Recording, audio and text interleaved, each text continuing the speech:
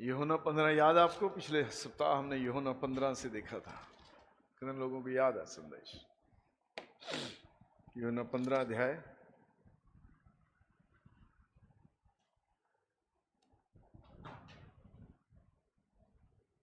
आमीन, हालेलुया। यहां पे लिखा है, यीशु मसीह ने कहा, सच्ची दाखलता मैं हूं और मेरा पिता किसान है। जो डाली मुझ में है और नहीं फलती उसे वह काट डालता है, और जो फलती है उसे वह छांटता है ताकि और फले। तुम तो उस वचन के कारण जो मैंने तुमसे कहा है शुद्ध हो। तुम जो मुझ में बने रहो और मैं तुम में, जैसे डाली यदि दाखलता में बनी ना रहे तो अपने आप से नहीं फल सकती, वैसे तुम भी यदि मुझ में बने ना रहो तो नहीं फल सकते। मैं दाखलता हूं, तुम डालियां हो। जो मुझ में बना रहता है मैं उसमें, वह बहुत फलता है, और मुझसे अलग होकर तुम कुछ भी नहीं कर सकते। यह बात प्रभु यीशु मसीह ने कई बार रिपीट की यहां पर कि तुम मुझ में बने रहो और मैं तुम में। मैं सच्ची दाखलता हूं, तुम डालियां हो। हमने पिछली बार इसे देखा था कि हम ओरिजिनल डालियां नहीं थे उसकी, हम तो जंगली जैतून थे। बाइबल में इब्रानियों रोमियो 11 अध्याय से हमने इसे देखा था। हम तो बाहर के थे, लेकिन परमेश्वर हमें बाहर से निकालकर यीशु मसीह में साटा है। आमीन। हमें उसमें लगाया है उसने, और वो जीवन जो परमेश्वर से बहता है वह हम में आता है। और उसने प्रभु यीशु मसीह ने फिर कहा, तुम मुझसे अलग होकर कुछ नहीं कर सकते। You know, the world tries to be good out of God. संसार जो है वह परमेश्वर से बाहर होकर अच्छे बनने की कोशिश करता है, वह अच्छा बन नहीं पाता। आप और धर्म, नामदान जो लोग लेते हैं वो अच्छा बनने की कोशिश करते हैं परमेश्वर से बाहर। लेकिन यीशु मसीह ने कहा, तुम मुझसे अलग होकर कुछ नहीं कर सकते, क्योंकि वह जो जीवन अच्छे होने का चरित्र है वह परमेश्वर से हम में बहता है।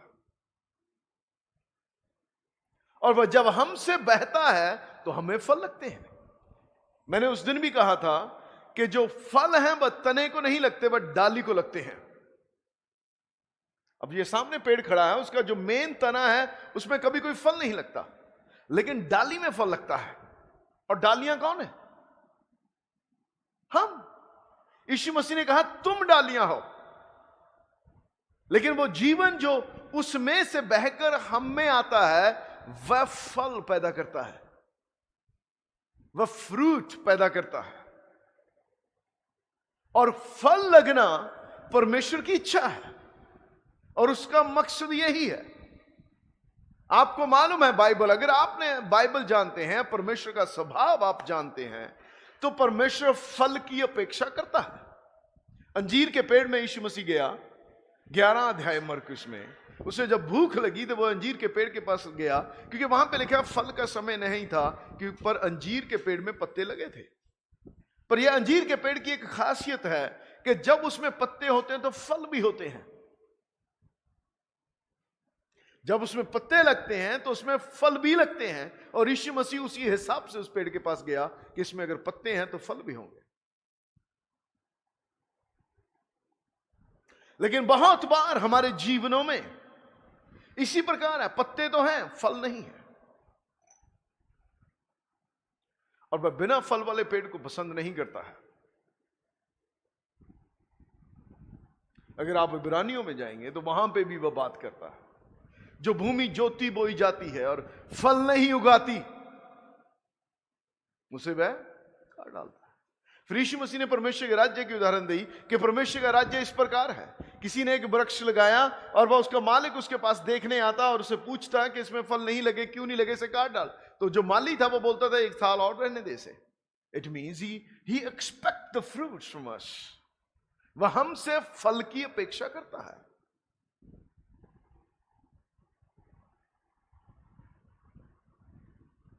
वह फल की अपेक्षा करता है, क्योंकि फल किसी का पेट भरता है, फल किसी को प्रोटीन देता है, फल किसी को कैल्शियम, फल एक जीवन देता है किसी को, फल बल देता है किसी को, फल जानवरों को भी बल देता है, फल मनुष्यों को भी बल देता है।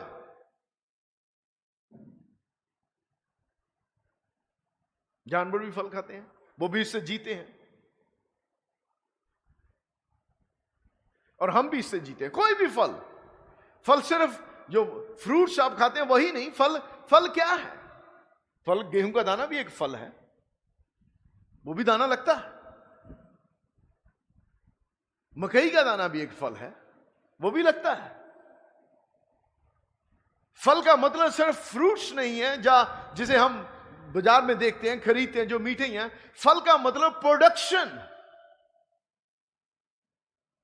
पैदावार। आदम और हवा को भी जब उसने बनाया, उसने कहा फूलो फलो और पृथ्वी को भर दो। Did he say that? उसने ये बात कही। द पर्पस, हमारा इस धरती पे होने का मकसद और मसीही होने का मकसद हमारे जीवन में फल लगना है। उसने कहा पर तुम मुझसे अलग होकर कुछ नहीं कर सकते। Many times people try to do good things beyond God और out of God. पर कई बार लोग अच्छी बातें करने की कोशिश करते हैं परमेश्वर से बाहर होकर। And I'm talking about Christians. मसीही भी ऐसा करने की कोशिश करते हैं, पर उसने कहा तुम नहीं कर सकते।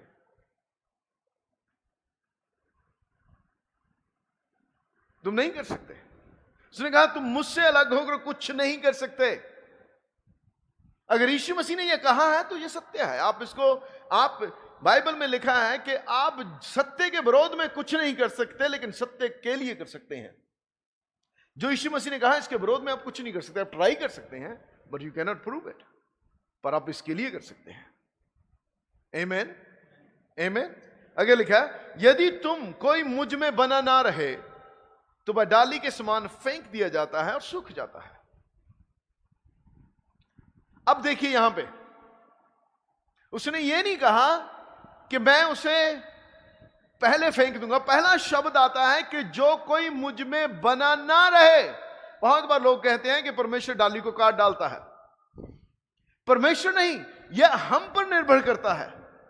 यदि कोई मुझ में बना ना रहे, कैसे, फिर से बोलिए। इसका अर्थ यह है कि उसमें बने रहने की जिम्मेवारी हम पर है। किस पर है? कहिए, मुझ पर है। उसमें बने रहने की जिम्मेवारी हम पर है, या व्यक्तिगत रूप से मुझ पर है। अगर मैं उसमें बना रहूं तो यह जिम्मेवारी मेरी है। यह मेरे मां बाप, मेरे पास्टर, मेरे पति, मेरे पत्नी या मेरे बच्चों की नहीं है। यह समाज की नहीं है। इट्स एन इंडिविजुअल डिसीजन उसमें बने रहने का। आप समझ रहे मेरी बात? अगर यह जिम्मेवारी किसी और की होती तो हम जल्दी से हाथ धो सकते थे, और यह जिम्मेवारी परमेश्वर की भी नहीं है। यहां पे लिखा है, उसने कहा यदि कोई मुझ में बना ना रहे, इसका मतलब ये उसकी जिम्मेवारी नहीं है। यदि तुम मुझ में बने रहो और मेरा वचन तुम में बना रहे, इसका मतलब यह हम पर निर्भर है कि उसमें बने रहना। आमेन। और बने रहने से फल आता है। तो वह डाली के समान फेंक दिया जाता है और सूख जाता है। Then people started drying. आप 2 महीने के लिए, 3 महीने के लिए संगति से हटना शुरू हो जाओ, परमेश्वर के साथ संगति ना करो, यू स्टार्टेड ड्राइंग। आप सूखने लगते हैं। अब सुनिए मेरी बात, लोग एक दिन में प्रभु से पीछे नहीं हटते हैं। टेक्स ईयर्स और अ मंथ्स, उसके लिए सालों और महीने लगते हैं। और वह होता है धीरे धीरे संगति से पीछे होना। धीरे धीरे, आपने कभी डाली को देखा, अगर वह पेड़ के साथ लगी है, थोड़ी सी कटती है तो वह एक दिन नहीं सूखती, वो धीरे धीरे सूखती है। पिछले दिनों तूफान आया, वह एक बड़ी डाली उस पेड़ से गिर के टूट के नीचे गिर गई, और मैं उसने 2 दिन बाद देखा वह डाली पूरी तरह सूख गई, उसमें कोई हरियाई नहीं थी। और मैं आपको बता दूं, हम इसी समान हैं। जिस दिन हम उससे टूट गए, उस दिन हम पूरी तरह सूख जाएंगे।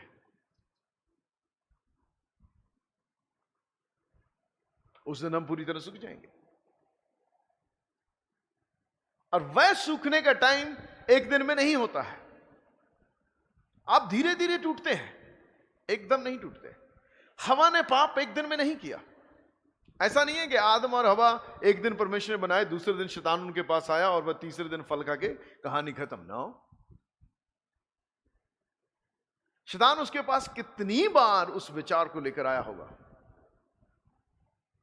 कितनी बार रोज बोलता होगा उसे। और मैं आपको यह भी बता दूं कि आदम और हवा एक परफेक्ट, एक सिद्ध वातावरण में थे। सिद्ध वातावरण समझते हैं आप? सिद्ध वातावरण में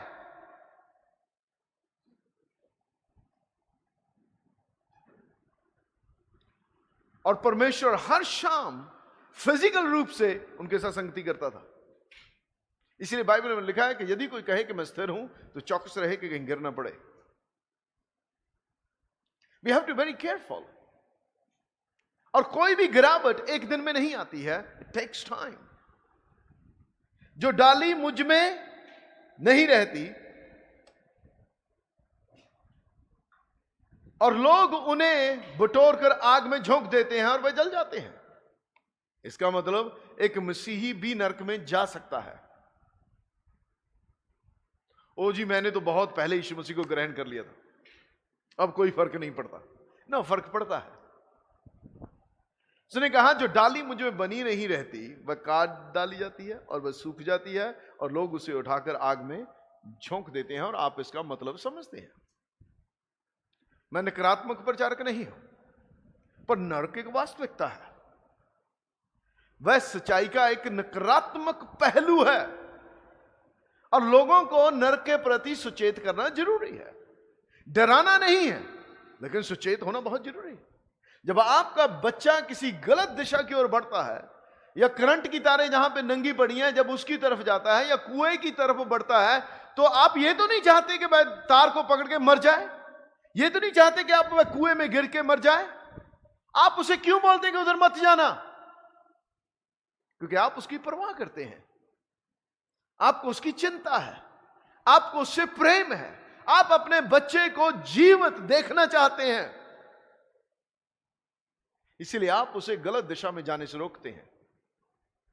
आप उसे बताते भी हैं, बताते हैं या नहीं, कि बेटा कुएं में गिर जाओगे तो मर जाओगे, करंट लग जाएगा तो जल जाओगे। बताते हैं या नहीं? हेलो, बताते हैं या नहीं? क्यों बताते हैं आप? क्या आप डराते हैं उसे? नहीं, आप उसे सच बताते हैं, वह सच जिससे उसे डरना चाहिए। आमीन। वह सच जिससे उसे डरना चाहिए। पर यीशु मसीह भी हमें वह सच बता रहा है। मैं सच्ची दाखलता हूं और तुम डालियां हो। जो मुझ में बना रहे और मैं उसमें बना रहूं और मेरा वचन उसमें बना रहे, तो वह बहुत सा फल लाएगा। He is focusing on, or he's pressing on, or putting up more focus on to be in him continually. उसमें लगातार बने रहना। आपको मालूम है, मुझे 27 साल हो गए लगभग प्रभु में, 27 साल से ज्यादा, 29 के करीब।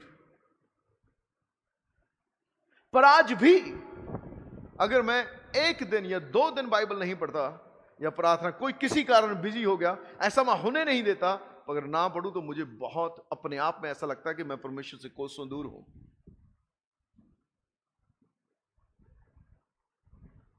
And then I don't operate right. फिर मैं सही नहीं चलता, मेरा दिमाग सही नहीं चलता, मैं सही फैसले नहीं लेता। बहुत बार तो मुझे नींद भी नहीं आती उसके बाद। और मैं सोचता हूं ये अच्छी आदत है और ये आदत होनी चाहिए उसमें बने रहने की। अगर हमें फल लाना है, हमें फलवंत होना है, तो उसमें हमें बने रहना और उसका वचन हमें बने रहना जरूरी है। आमीन, आमीन। 7 आयत आप आगे देखिए, उसमें लिखा यदि तुम मुझ में बने रहो और मेरा वचन तुम में बना रहे तो जो चाहो मांगो। It is important. वह कंसर्न रखता है कि जब तुम मुझ में जुड़े हुए हो, मुझ में बने हो और मेरा वचन तुम में बना है, तो जो चाहो मांगो। समझते हैं आप कि जो मुझ में है वह तुम में बहता है, तो जो चाहो मांगो तुम्हें मिल जाएगा। क्यों? Because you are attach to it. आप इसके साथ जुड़े हैं। जो सप्लाई इसमें है वह आप में भी पहुंचती है, चाहे वह चंगाई हो, चाहे वह प्रबंध हो, चाहे वह समस्याओं का हल हो, या किसी और चीज की जरूरत हो। जो चाहो मीन्स जो चाहो। और अगर आप उसमें बने हैं तो आप शराब तो नहीं मांगेंगे, किसी के लिए शराब तो नहीं मांगेंगे, किसी का बुरा तो नहीं मांगेंगे, क्योंकि अगर कोई उसमें बना रहता है वह किसी की बुराई नहीं चाहता है। क्योंकि जो मेन फल हमें लगता है उसमें बने रहने का, वह प्रेम है, और वह परमेश्वर का प्रेम है, और वह हमारी ओर से नहीं आता है। मानवीय प्रेम नहीं है वो, ईश्वरीय प्रेम है वो। आमीन, आमीन। वह अभिलाषाओं वाला प्रेम नहीं है, वह शारीरिक नहीं है। यहां पे लिखा है, यदि तुम मुझ में बने रहो और मेरा वचन तुम में बना रहे, तो जो चाहो मांगो वह तुम्हारे लिए हो जाएगा। जो चाहो मांगो वह तुम्हारे लिए हो जाएगा। Anything will be done. क्यों नहीं होता आपके लिए? बताइए, मैंने ये मांगा मेरे लिए हुआ नहीं। Don't call the pastor. Pastor को मत पूछिए मेरे लिए क्यों नहीं हुआ, अपने आप से पूछिए कि आपके लिए क्यों नहीं हुआ। समस्या कहां है? क्या मैं उसमें बना हूं? क्या उसका वचन मुझ में बना है? आपको मालूम है, जब आप बाइबल पढ़ते हैं, प्रार्थना करते हैं, तब परमेश्वर, जब आप उसके साथ समय बिताते हैं, परमेश्वर आपके साथ बात करता है, वार्तालाप करता है। वो आपको बताता है कि तुम कहां मिस कर रहे हो। कभी आपने देखा है, बिजली वाले लोग ज्यादा इस बात को जानते हैं, अगर कनेक्शन प्रॉपर ना लगे हो तो फुल सप्लाई नहीं आती है करंट की। अब कैमरे की भी बात कर ली, अगर इसकी कनेक्शन सही ना हो तो पिक्चर मिस करने लगती है, वह पूरी तस्वीर नहीं आती है। वो कभी आ जाती है, कभी नहीं आती। इसीलिए मसीहों के जीवन में भी ऐसा ही होता है। कोई प्रार्थना उत्तर आ जाता है, किसी का नहीं आता है। होता है या नहीं? मालूम है क्यों? क्योंकि जोड़ ढीले हैं। जोड़ ढीले हैं। जब जोड़ ढीले होते हैं तो तार हिलती है ना, जब तो करंट चला जाता है आपकी लाइन का। पर जब हवा चलती नहीं है, जोड़ सख्त रहता है, तो हवा चलती रहती है। लेकिन जिंदगी में तूफान आते रहेंगे, लेकिन अगर आपके जोड़ कसे हैं तो हवा के समय में भी टिके रहेंगे।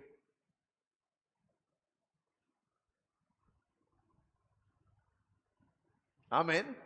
इसलिए उसने कहा, यदि तुम मुझ में बने रहो और मेरा वचन तुम में बना रहे, तो जो चाहो, कहिए जो चाहो, फिर से कहो, जो चाहो मांगो तो तुम्हारे लिए हो जाएगा। यहां पे यदि जो शब्द है वह हम पर निर्भर है। आपकी, इसका अर्थ यह है कि आपकी और मेरी प्रार्थना के उत्तर आने की अगर उसमें जे है तो वह हम पर है। यदि तुम मुझ में बने रहो, वह हम पर निर्भर करता है कि मेरी प्रार्थना का उत्तर आए या नहीं आए। ऑनेस्टली हम सब चाहते हैं कि मेरी प्रार्थना का उत्तर आए, लेकिन सब कुछ चाहने से नहीं होता है। चाहता तो मैं भी बहुत कुछ हूं, चाहने से तो कुछ नहीं होता। आमीन। मैं तो ये चाहता था कि आज यहां पे टाइल्स लगी होती, शीशे लगे होते, आप आते और बढ़िया लगता ये कमरा, पर चाहने से नहीं होता। You put something into practice. आपको कुछ अभ्यास करना पड़ता है, उस काम में हाथ डालना पड़ता है। बहुत बार लोग बोलते हैं प्रभु करेगा जी, प्रभु खिड़कियां नहीं लगाएगा आके। सिंपल। एनीबॉडी? हेलो? प्रभु कारपेट नहीं लगाएगा यहां पे। अब समझ रहे हैं मैं क्यों बोल रहा हूं? जो काम मनुष्य का है वह मनुष्य करेगा, जो परमेश्वर का है वह परमेश्वर करेगा। हमारी अपनी जिम्मेवारी है जो हमें करनी है, जो परमेश्वर की जिम्मेवारी है वह परमेश्वर करेगा। आमीन, आमीन। आगे देखिए आप, कहते जो चाहो मांगो वह तुम्हारे लिए हो जाएगा। यह बहुत ही सकारात्मक शब्द है, and we should believe this, कि मैं जो चाहूंगा वह मेरे लिए हो जाएगा, जो मैं चाहूंगा प्रभु मेरे लिए करेगा। आमीन। आगे लिखा, मेरे पिता की महिमा इसी से होती है कि तुम बहुत सा फल लाओ, तब ही तुम मेरे चेले ठहरोगे। क्या लाओ? बहुत सा फल। जैसा पिता ने मुझसे प्रेम रखा वैसा ही मैंने तुमसे प्रेम रखा, मेरे प्रेम में बने रहो। आपको मालूम है आत्मा का फल, पहला फल क्या है? प्रेम। सब बातें प्रेम पर आधारित हैं। प्रेम, आनंद, मेल, धीरज, कृपा, भलाई, नम्रता, विश्वास योग्यता और संयम। But start with love. गलतियों 5 अध्याय उसकी 22 और 23 है, जाके पढ़ लेना। प्रेम, स्टार्ट विद लव। व्हाई? क्योंकि परमेश्वर प्रेम है, और वो जो प्रेम है वह उस तने से हम में बहता है। किस में बहता है? हम में। अब चलिए आप मेरे साथ यूहन्ना उसका 20 अध्याय प्लीज।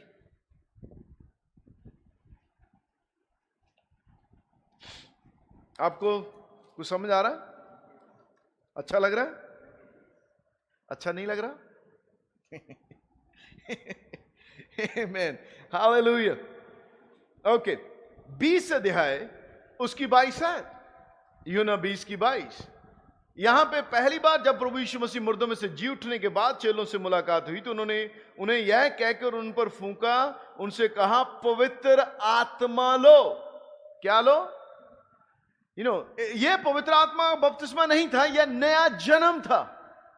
यो यीशु मसीह यूहन्ना 3 अध्याय में निकोदेमुस से कहते हैं, जो आत्मा से जन्मा है वह आत्मा है। यहां नए जन्म की बात कर रहे हैं, वह पवित्र आत्मा के बपतिस्मे की नहीं। आमीन।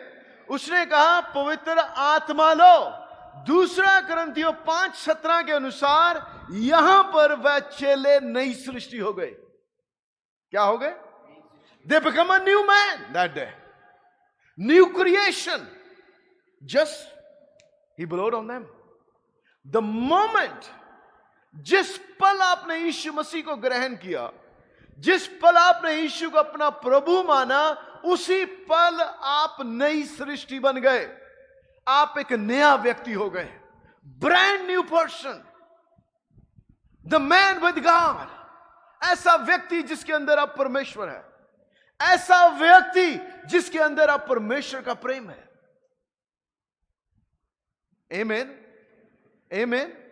मेरे साथ यहां पे उंगली रखिए, पर मेरे साथ रोमियो 5 अध्याय में आइए 1 मिनट के लिए।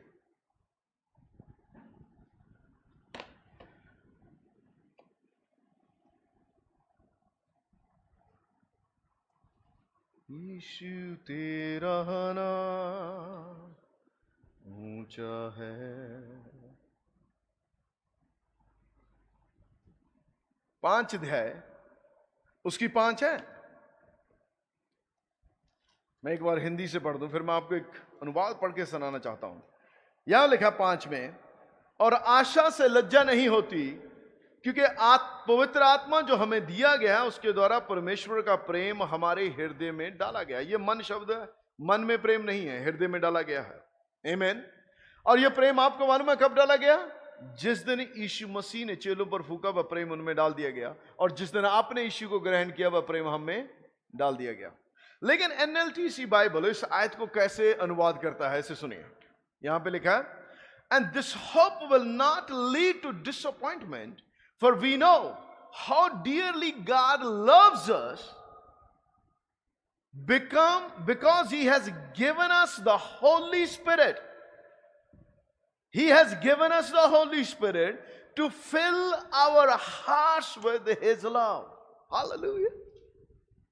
क्या उसने हमें अपना पवित्र आत्मा दिया है जिससे उसने हमारे हृदयों को अपने प्रेम से भर दिया है. हिंदी में थोड़ा सा ब्लाइंड है, वो साफ साफ दिखाई नहीं देता, पर इसमें बहुत साफ है. क्या उसने हमें पवित्र आत्मा दिया. यीशु मसीह ने क्या कहा वहां पे? पवित्र आत्मा लो. चेलों को क्या कहा? पवित्र आत्मा लो. और यहां पर क्या लिखा है कि उसने हमें पवित्र आत्मा दिया हमारे हृदय, ताकि हमारे हृदय उसके प्रेम से भर जाएं. हालेलुया. और ये जो रस है फल का, वह परमेश्वर का प्रेम जो उसने हम में उंडेला है. पवित्र आत्मा. और हमारे हृदय, आप विश्वास करो या ना करो, पर वचन यह बोलता है कि आपके और मेरे हृदय परमेश्वर के प्रेम से भरे हैं, यदि हमने नया जन्म पाया है तो. We are full of love actually. अगर आपके अंदर कोई भी टैलेंट नहीं है तो एक टैलेंट है, और उसका नाम है परमेश्वर का प्रेम जो आपके अंदर है. और हमारे हृदय भरे हैं. कहता उसने पवित्र आत्मा इसलिए नहीं दिया कि आप बस अन्य भाषा बोलें, लोगों को बताएं मैं कितना आत्मिक हूं, पर यहां पे लिखा है उसने पवित्र आत्मा हमारे अंदर दिया ताकि हमारे हृदयों को अपने प्रेम से भर दे. किस प्रेम से? अपने प्रेम से. जैसा परमेश्वर ने मुझसे प्रेम रखा, वैसा ही मैंने तुमसे प्रेम रखा, यीशु ने कहा. वहां जब यूहन्ना 15 अध्याय में फल की बात करता है तो वह प्रेम की बात करता है. अब देखिए, आप वापस लौटिए इसमें यूहन्ना 20 अध्याय में. उसने कहा पवित्र आत्मा लो. क्यों? क्योंकि तुम्हारे हृदय अब प्रेम से भर दिए गए हैं. जिनके पाप तुम क्षमा करो. The first attribute of love is to forgiveness. मैं माफ करना है. जब आप मसीही बनते हैं तो सबसे पहली बात वह प्रेम आपके हृदय में करता है कि आप दूसरों को माफ करें. आपके और मेरे अंदर दूसरों को माफ करने की ताकत आ जाती है. और जब आप माफ करते हैं, वह फल का लगना है. परमेश्वर आप में दिखाई देता है. इसलिए यीशु मसीह ने कहा कि आपस में प्रेम रखो ताकि लोग जानें कि तुम मेरे चेले हो. Why? God is love. परमेश्वर प्रेम है. परमेश्वर शरीर में दिखाई नहीं देगा, लेकिन जब मसीही प्रेम में चलते हैं और माफी आप में होती है तो परमेश्वर आप में दिखाई देता है, क्योंकि आप में रिश्ते बनते हैं. हला लला करने से, सिर्फ रबा शांदाला रिखा करने से प्रेम परमेश्वर दिखाई नहीं देता है.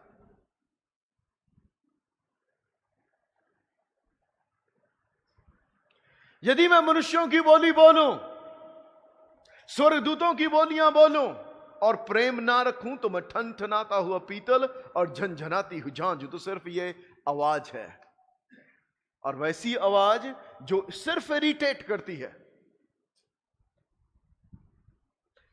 इरिटेट करती है, तो फल नहीं है. परमेश्वर आवाज नहीं खोज रहा, वह फल खोज रहा है. मेरे पिता की इच्छा इसी में है कि तुम फल लाओ और बहुत सा फल लाओ. आपको मालूम उसने सबसे पहली बात उन्हें क्या कही जब उन्होंने नया जन्म पाया? हम इसमें प्रचार नहीं करते, हम इसमें सुनते नहीं है ज्यादा. ग्रेट कमीशन में उसने कहा पवित्र आत्मा लो नया जन्म पाने के बाद. जिनके पाप तुम क्षमा करो उनके क्षमा किए जाएंगे, और जिनके तुम रख लो उनके रखे जाएंगे. It means you got the authority to forgive people immediately. और उसमें आप कैसे बने रहेंगे? अरे भाई मैं तो रोज बाइबल पढ़ता हूं, प्रार्थना करता हूं. आपकी प्रार्थना और बाइबल पढ़ना बेकार है यदि आप माफ नहीं करते, क्योंकि उसमें बने रहने की सबसे बड़ी निशानी लोगों को माफ करना है, क्योंकि परमेश्वर प्रेम है. जैसे परमेश्वर ने मसीह में तुम्हारे पाप क्षमा करे, ऐसे ही तुम दूसरों के करो. प्रेम बहुते पापों को ढांपता है। वह पाप ढांप लेता है, वह पापों को रिमाइंड नहीं करता है, वह पास्ट में नहीं जाता है, वह भूतकाल में नहीं जाता है। कितने लोग विश्वास करते हैं कि उसने कहा कि यदि तुम अपने पापों को मान लो तो वह माफ करने में विश्वास योग्य है। कितने लोग इस बात पर विश्वास करते हैं, वह कहता है कि मैं तुम्हारे पापों को याद नहीं रखता। कितने लोग? मैं बाइबल पढ़ देता हूं आपके लिए, आयत पढ़ देता हूं, क्योंकि आपको मालूम है माफी में चलने के लिए भी विश्वास की जरूरत है। जब प्रभु यीशु मसीह ने चेलों को कहा लूका 11 अध्याय में, मत्ती 18 और लूका 11 में, जब माफी की बात आई, आपको मालूम है चेलों ने क्या कहा यीशु मसीह को? प्रभु हमारा विश्वास बढ़ा। जब पतरस ने पूछा मैं अपने भाई को कितनी बार माफ करूं? 7 बार। उसने कहा 7 नहीं, 7 का 70 गुना, एक दिन में 490 बार माफ। कितनी बार माफ? और आपको मालूम है यह बात प्रभु यीशु मसीह ने ब्रदर हैगन को कही। आपको मालूम है यह बात प्रभु यीशु मसीह ने ब्रदर हैगन को कही। उसने प्रभु यीशु मसीह ने ब्रदर हैगन से कहा, क्या तू जानता है इस बात को कि मैं कभी तुम्हें वो बात करने के लिए नहीं कहूंगा जो मैं खुद ना करता हूं? उसने कहा हां प्रभु, तू कभी ऐसी मुझे बात करने के लिए नहीं कहेगा जो तू खुद ना करता हो। यदि तू ऐसा ना करता हो तो तू धर्मी न्यायी नहीं है, पर तू धर्मी है। और यह बात प्रभु ने उस दिन उसे 3 से 4 बार कही, किसी विशेष केस को लेकर।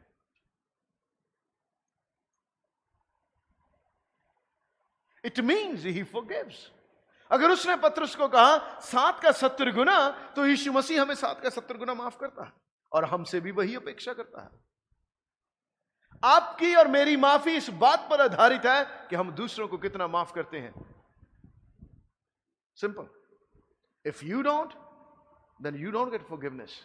यदि आप माफ नहीं करते तो आपको भी माफी नहीं मिलती। और बहुत बार हमारी जीवन में बीमारी का कारण ना माफ करना ही होता है। मैं नहीं कहता कि सर्वदा ऐसा ही होता है, पर ज्यादातर यही होता है। ना माफ करना, हमारी प्रार्थनाओं के उत्तर ना आना, ना माफ करना, उसमें एक बड़ा कारण है।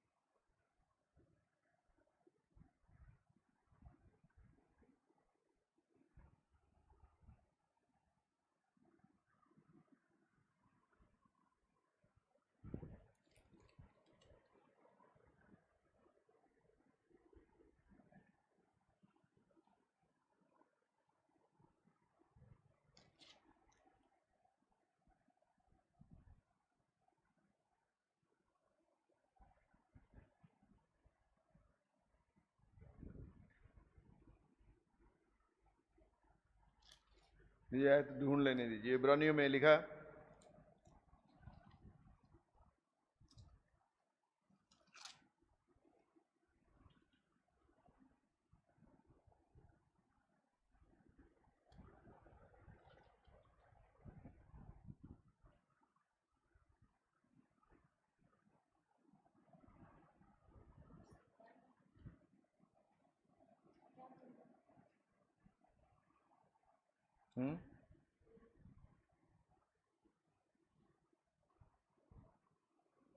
क्या एक ही बार पाप माफ करता है?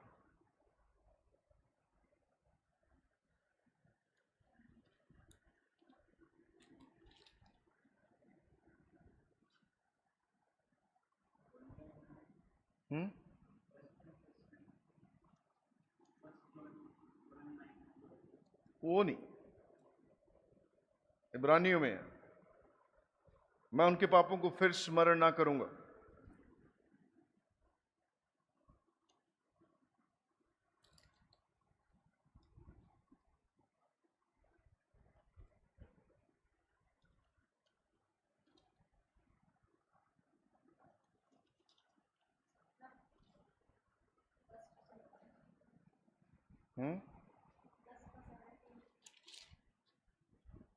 That's right. 10 अध्याय उसकी 17 आयत। Thank you. फिर वह ये कहता है, मैं उनके पापों को और उनके अधर्म के कामों को फिर कभी स्मरण ना करूंगा, और जब इनकी क्षमा हो गई तो फिर पाप का बलिदान नहीं रहा। एक बार जब आप गलती करके उसके पास लौटते हैं, माफी मांगते हैं, तो आपके पाप को फिर स्मरण नहीं करता है। और इसीलिए पौलुस कहता है, मैं पीछे की बातों को छोड़कर आगे की बातों की ओर दौड़ा चला जाता हूं। आपको मालूम है उसके मन में कल्पनाएं, विचार आते थे कि उसने कलीसिया के साथ क्या किया था। उसने सिर्फ कलीसिया को नहीं सताया, उसने यीशु मसीह को भी सताया था। प्रेरितों के काम 9 अध्याय में यीशु मसीह जब उस पर प्रकट हुए तो उसने कहा, हे पौलुस, हे शाऊल, तू मुझे क्यों सताता है। वह स्तिफनस के कातलों के कपड़ों का गवाह था। वह सहमत था। पहला मसीही कत्ल हुआ या बलिदान हुआ या शहीदी हुई स्तिफनस की, पौलुस वहां पर गवाह था। जिन लोगों ने स्तिफनस पर पथराव करके उसे मारा, उनके कपड़े पौलुस के पांव पर थे। वह उसकी रखवाली कर रहा था, क्योंकि वह कह रहा था, ठीक है, ये ऐसा करो। आपको मालूम है ये बात पौलुस को कितना तंग करती होगी, लेकिन वो क्या कहता है, मैं उन बातों को पीछे की ओर फेंक के आगे की ओर दौड़ा चला जाता हूं। आमीन, आमीन। He understood the power of forgiveness. बस समझ गया उस प्रेम की ताकत और माफ करने की सामर्थ्य। जब उसे एक बार परमेश्वर ने बोल दिया कि तेरे पाप क्षमा हुए, तो उसने मान लिया। आमीन। और क्षमा ही नहीं हुए बल्कि मिटा दिए गए। Hallelujah, hallelujah, hallelujah. एक ही बात परमेश्वर याद नहीं रखता है, वह है आपके भूतकाल के पाप। और वही बात वह हमसे अपेक्षा करता है। यूहन्ना 15 अध्याय, वापस आइए। वही बात वह हमसे अपेक्षा करता है कि हम भी जब किसी को माफ करते हैं तो उन पुरानी गलतियों को दोहराने की कोशिश ना करें।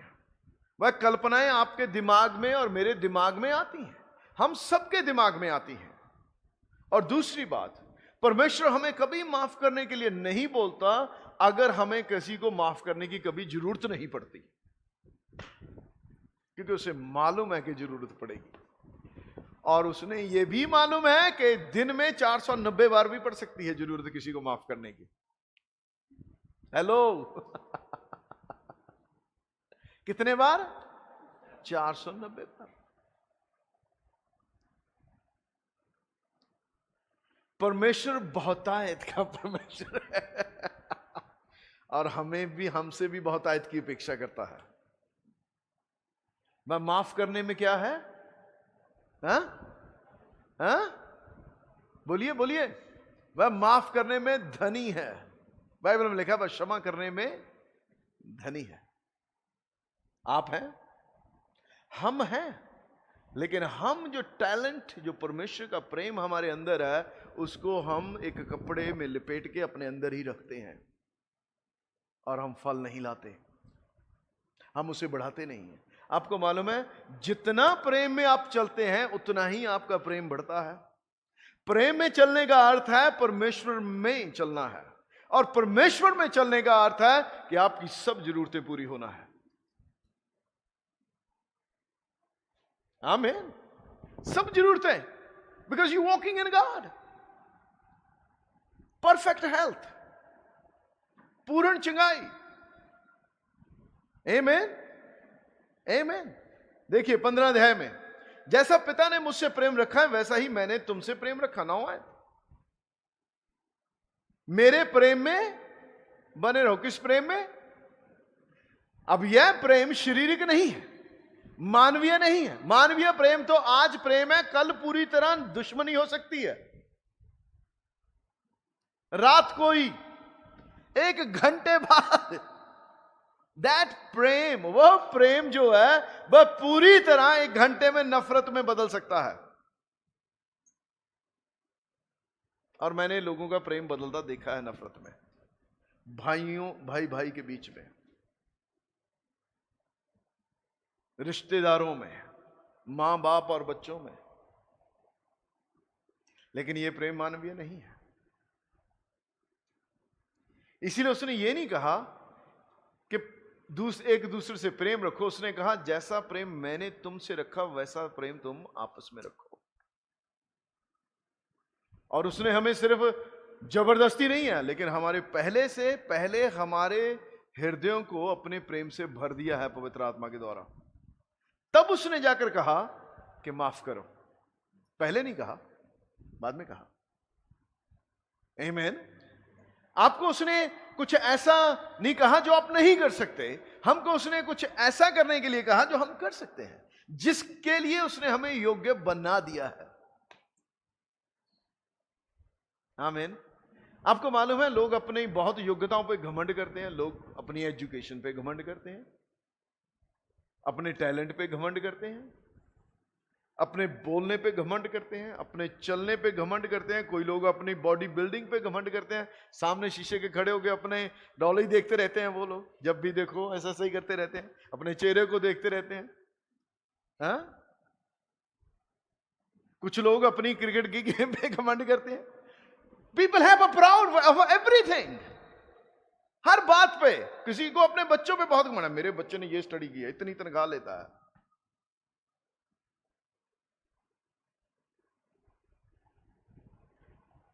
कितने लोग इस बात पे घमंड करते हैं कि परमेश्वर का प्रेम मेरे हृदय में है? No one, zero. मैंने कभी सुना नहीं किसी को ये कहते। और वो टैलेंट हमारे अंदर है, वह तोड़ा हमारे अंदर है, और हम उसे पहचानते नहीं हैं।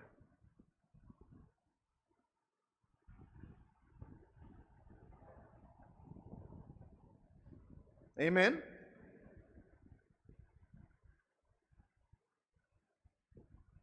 वैसा ही मैंने तुमसे प्रेम रखा, मेरे प्रेम में बने रहो। यदि तुम मेरी आज्ञा को मानोगे तो मेरे प्रेम में बने रहोगे। उसकी आज्ञा क्या है? उसने कहा मैं तुम्हें नई आज्ञा देता हूं। क्या है नई आज्ञा? 14 अध्याय में। आइए, इसी से पहले एक अध्याय और।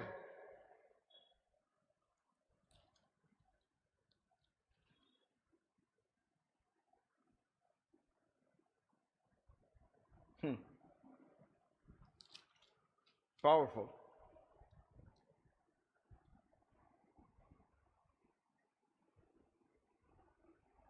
चौबीस है, जो मुझसे प्रेम नहीं रखता वह मेरे वचन नहीं मानता, और जो वचन तुम सुनते हो वह मेरा नहीं वरन पिता का है जिसने मुझे भेजा है।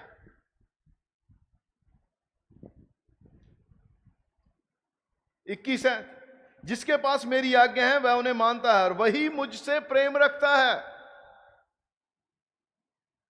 और जो मुझसे प्रेम रखता है उससे मेरा पिता प्रेम रखेगा, और मैं उससे प्रेम रखूंगा और अपने आप को उस पर प्रकट करूंगा।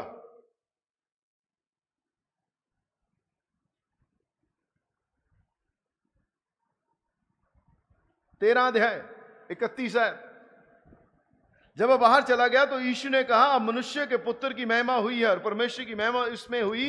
यदि उसमें परमेश्वर की महिमा हुई तो परमेश्वर भी अपने में उसकी महिमा करेगा और तुरंत करेगा। हे बालकों, मैं और थोड़ी देर तुम्हारे पास हूं, तुम मुझे ढूंढोगे, और जैसा मैंने यहूदियों से कहा जहां मैं जाता हूं वहां तुम नहीं आ सकते, वैसा ही मैं अब तुमसे भी कहता हूं। मैं तुम्हें एक नई आज्ञा देता हूं कि एक दूसरे से प्रेम रखो। जैसा मैंने तुमसे प्रेम रखा वैसा ही तुम भी एक दूसरे से प्रेम रखो। यदि आपस में प्रेम रखोगे तो इसी से सब जानेंगे कि तुम मेरे चेले हो। कैसे जानेंगे लोग? यदि आपस में प्रेम रखोगे।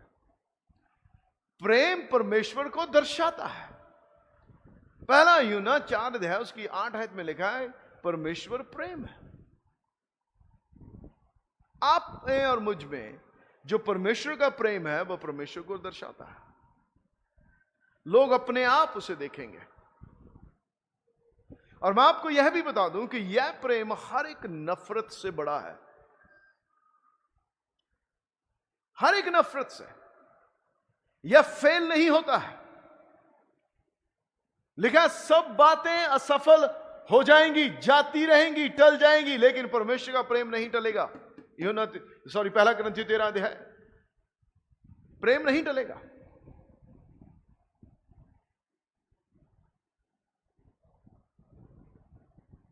और यदि आप किसी से प्रेम करते हैं, नंबर 1 आप उसे माफ करेंगे, नंबर 2 आप उसके बारे में कोई बुरी बात नहीं बोलेंगे, और नंबर 3 आप कभी उसका बुरा नहीं चाहेंगे।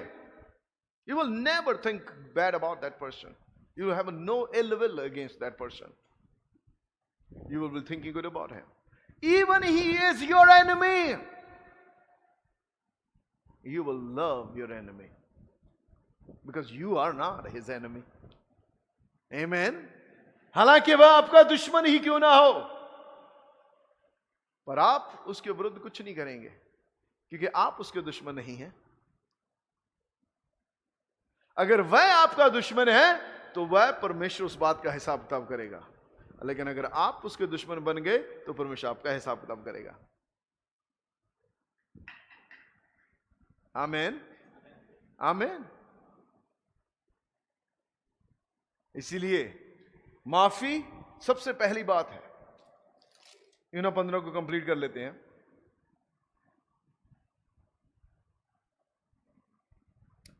यदि तुम मेरी आज्ञाओं को मानोगे तो मेरे प्रेम में बने रहोगे, जैसा कि मैंने अपने पिता की आज्ञा को माना है और उसके प्रेम में बना रहता हूं। मैंने ये बातें तुमसे इसलिए कही हैं कि मेरा आनंद तुम में बना रहे और तुम्हारा आनंद पूरा हो जाए। Let me tell you this, you cannot live a joyful life if you don't walk in love. यदि आप प्रेम में नहीं चलते तो आप उसके आनंद में भी बने नहीं रहेंगे और ना ही उस आनंद में चल सकते हैं आप। और आनंद, परमेश्वर का आनंद हमारा बल है, और हंसना एक अच्छी औषधि है। मन का तंदुरुस्त रहना आपकी हड्डियों को तंदुरुस्त रखता है। मन के कुड़ने से हड्डियां उड़ जाती हैं। Many people are sick because you have not forgiven people. You are not to walk in love. आप प्रेम में नहीं चले, इसीलिए आप समस्या में रहे। मन के कुड़ने से हड्डियां भी कुड़ती हैं। आमीन। परमेश्वर की इच्छा है कि हम लंबा जिएं। वह हमें लंबी उम्र से संतुष्ट करता है। उसने अब्राहम से कहा, मैं तेरे दिन पूरे करूंगा, तू शांति से अपने पितरों के साथ मिल जाएगा। आमीन। हम शांति से जी सकते हैं, बेहतर जी। चाहे आपकी बीमारी नामुरादी हो, आपको डॉक्टर ने जवाब दिया कैंसर हो, AIDS, anything, it can be anything, but just walk in love, you will be healed. Doesn't matter what it is, क्योंकि आपने प्रेम में चलने का फैसला कर लिया है, और प्रेम में चलना चंगाई में चलना है।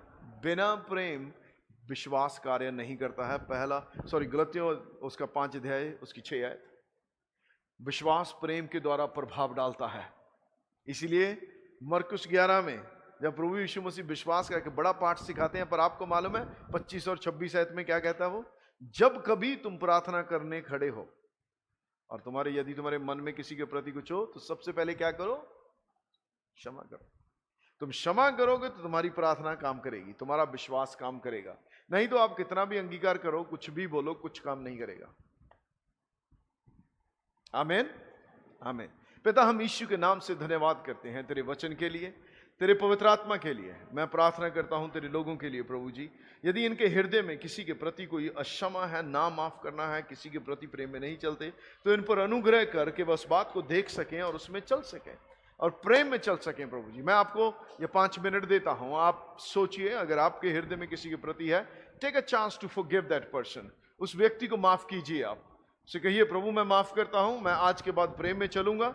जो भी कल्पना मन में आपके विचार आते हैं कि उस व्यक्ति ने आपके साथ क्या किया, उसको कहिए कि मैं उसे माफ कर चुका हूं और माफ के साथ मैं भूल भी चुका हूं। परमेश्वर जब माफ करता है तो वह आपके पापों को भूल भी गया है। उसने कहा मैं माफी के साथ भूलना लाजमी है। कई बार लोग बोलते हैं कि ब्रदर मैंने माफ तो कर दिया पर मैं भूला नहीं हूं। भूल कैसे सकता हूं? नो, यदि आपने माफ कर दिया तो आप भूल गए। अगर आप भूले नहीं तो आपने माफ नहीं किया है, क्योंकि परमेश्वर माफ करके भूलता है। उसने कहा मैं याद नहीं करता, इसका अर्थ समझते हैं आप? भूलना है, कुछ भी क्यों ना हो। Just take a step of faith, विश्वास का कदम लीजिए और कहिए कि मैं आज भूलता हूं, आज मैं माफ करता हूं, फिर से कभी भी याद नहीं करूंगा, कभी अपने होठों पर नहीं लाऊंगा। Amen. Thank you Lord. Just come on, pray for yourself. मैं यह प्रार्थना आपके लिए नहीं करूंगा, या आप करेंगे। Thank you Lord, I forgive everyone. Thank you Jesus, thank you. I am released, I am filled with your love. मेरा हृदय तेरे प्रेम से भरा है, मैं उसके लिए धन्यवाद करता हूं। उसी प्रेम में चलूंगा। धन्यवाद पिता, धन्यवाद। मेरी ये प्रार्थना है, तेरे लोग जब ये दिल से समर्पण करते हैं, कमिटमेंट करते हैं, प्रार्थना करते हैं प्रभु, तो ये वचन के सिर्फ सुनने वाले ही नहीं बल्कि उस पर चलने वाले हों, ताकि ये फल लाए और बहुत सा फल लाए। तूने कहा मेरे पिता की इच्छा इसी में है कि तुम बहुत सा फल लाओ। हम बहुत सा फल लाने वाले बने प्रभु जी, इधर उधर लड़ने वाले नहीं बल्कि फल लाने वाले हो, तेरे लिए आशीष और लोगों के लिए आशीष का कारण हो। तेरे प्रेम को इस पृथ्वी पर दिखा सके और अपनी सेहत और तंदुरुस्ती में चल सके जो तूने हमारे लिए प्रबंध किया। उसके लिए धन्यवाद, धन्यवाद पिता, यीशु के नाम से। आमेन, आमेन, हालेलुया।